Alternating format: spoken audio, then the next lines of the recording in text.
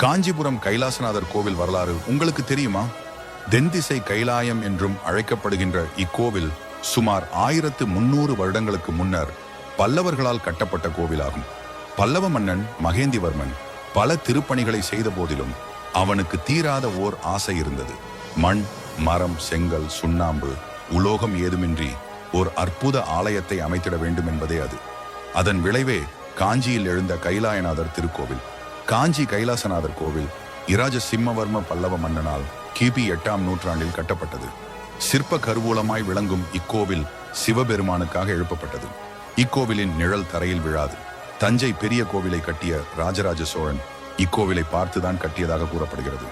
இக்கோவிலின் அமைப்பு மாமல்லபுரத்தில் உள்ள சிற்ப கோவில்களை ஒத்துள்ளது. கட்டடக்கலையின் சிறப்புகள் கொண்ட இக்கோவிலில்தான் முதலாக கருவறையை சுற்றி வரும் பாதையான சாந்தார நாழிகை இடம்பெற்றுள்ளது. திருச்சுற்று மாளிகை முழுவதும் 4 திசைகளிலும் 56 சிற்றாலயங்கள் காணப்படுகின்றன. நடுவில் கைலாயம் போன்று இறைவனுக்கு எடுப்பிக்கப்பட்ட கருவறை அமைந்திருக்க சுற்றிலும் 56 தேசங்களாய் இந்த சிற்றாலயங்கள் விளங்குகின்றன. கருவறை விமானத்தின் தேவ கோட்டங்களில் மிகப்பெரிய அளவில் சிவ வடிவங்கள் அமைக்கப்பட்டுள்ளன. கங்காதரர், ஆடல் வல்லான் சிற்பங்கள் அதிக அளவில் இடம்பெற்றுள்ளன. விமான தாங்குதளத்தில் பூதகணங்கள் காட்டப்பட்டுள்ளன. மேலும் கருவறை விமானத்தை தாங்கியபடி அமர்ந்த யானைகள் காட்டப்பட்டுள்ளது இங்கு குறிப்பிடத்தக்கது. நின்ற நிலையில் பாய்ந்தவாறு உள்ள யாழித்தூண்கள் வியப்பூட்டுபவை. இங்குள்ள கல்வெட்டுகள் பல்லவ கிறந்த எழுத்துக்களில் மயில் தோகை போன்றும் அன்னப்பறவை இறகு போன்றும் அமைந்துள்ளன. இவ்வகை கிறந்த எழுத்துக்கள் காலத்தால் முந்தியவை. இவை பல்லவர்களின் கல்வெட்டு கலைத்திறனின் கைவண்ணத்தை காட்டுபவை.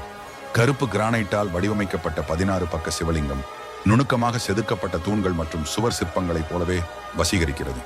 பக்தர்கள் தங்களது வேண்டுதல்கள் அனைத்தும் நிறைவேற இங்குள்ள கைலாயநாதரை தரிசித்து செல்கின்றனர்.